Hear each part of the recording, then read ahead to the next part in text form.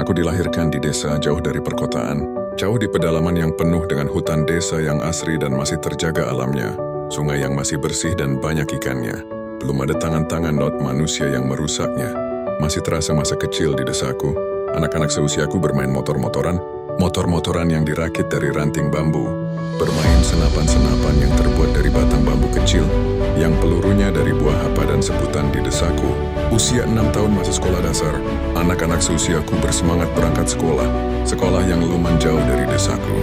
Jaraknya kurang lebih 7 km dari rumahku, sekolah yang pada masa itu belum ada di setiap desa.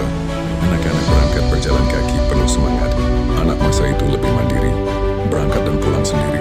Melewati jalan masih bebatuan dan lumpur. Masa itu masih jarang ada sepeda, apalagi sepeda motor. Sebelum belajar masih teringat murid senam kesegaran jasmani dulu. Diputar musik oleh ibu guru. Semua anak-anak antusias mengikuti gerakan BU guru. Dalam kelas belajar penuh semangat. Bangku masa itu masih ala kadarnya.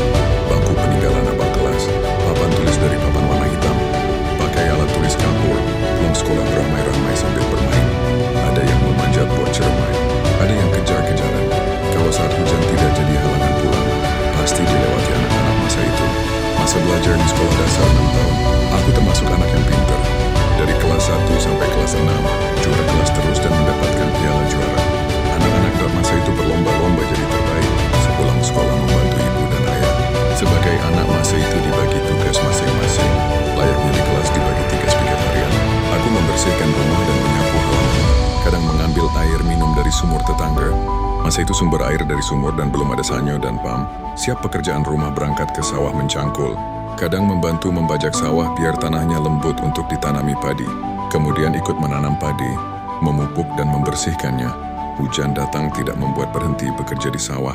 Walaupun petir bergemuruh, justru lebih bersemangat bekerja di sawah sambil bermain hujan-hujanan. Itulah masa kecilku di desa kelahiranku. Desa yang jauh di pedalaman dari kota. Desa yang udah masih hijau dan asri. Desa yang pagi-pagi penuh dengan kicau burung, membuat suasana hati semangat menyambut datangnya matahari. Desa yang sungainya mengalir bersih dan banyak ikannya. Hidup yang penuh keberkahan dari alam anugerah dari Sang Ilahi Robi, yang patut kita jaga dan syukuri. Yang seharusnya manusia tidak ada yang kelaparan karena sudah disediakan dari alam yang asri dan hijau. Sungai yang penuh dengan ikannya, hutan yang penuh dengan buah dan makanan yang disediakan oleh Ilahi Robi. Namun karena tangan-tangan manusia, hutan ditebangi dan sungai diracuni, membuat sumber kehidupan jadi sirna, membuat manusia jadi sengsara.